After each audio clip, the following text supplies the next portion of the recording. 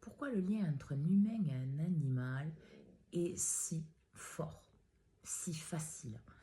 Parce qu'en fait, l'animal n'est pas dans une compétition et n'a rien à prouver.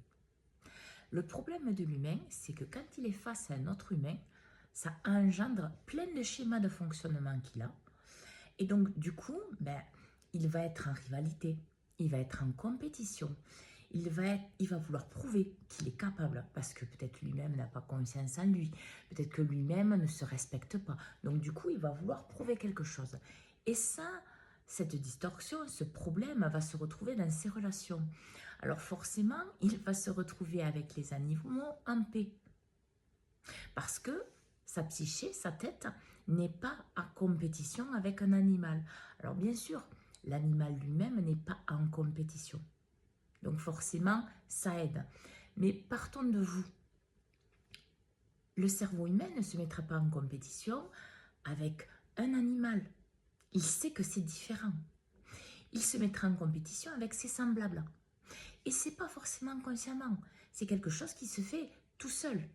En fait, votre souffrance, votre besoin d'être aimé, votre manque de respect de vous, votre manque d'écoute de vous, fait qu'en fait, vous portez une relation qui n'est pas saine. Ça ne veut pas dire que vous ne pouvez pas avoir des animaux et avoir des liens forts. Non. C'est pour vous aider à comprendre la relation avec vos semblables, avec les humains.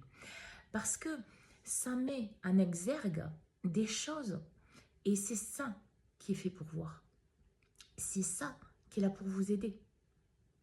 Alors, voyez votre valeur. Parce qu'un humain qui voit sa valeur n'a rien à prouver à un autre humain ou à quelqu'un d'autre. Quelqu'un qui connaît son amour parce qu'il se le donne, il n'aura rien à prouver non plus.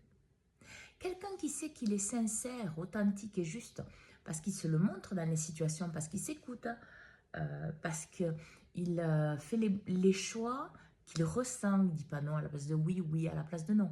De ce fait-là, en fait, tout ça fait qu'il est aligné avec lui-même. Alors, partez d'une relation saine. Ok, vous avez une relation saine avec les animaux que vous avez chez vous.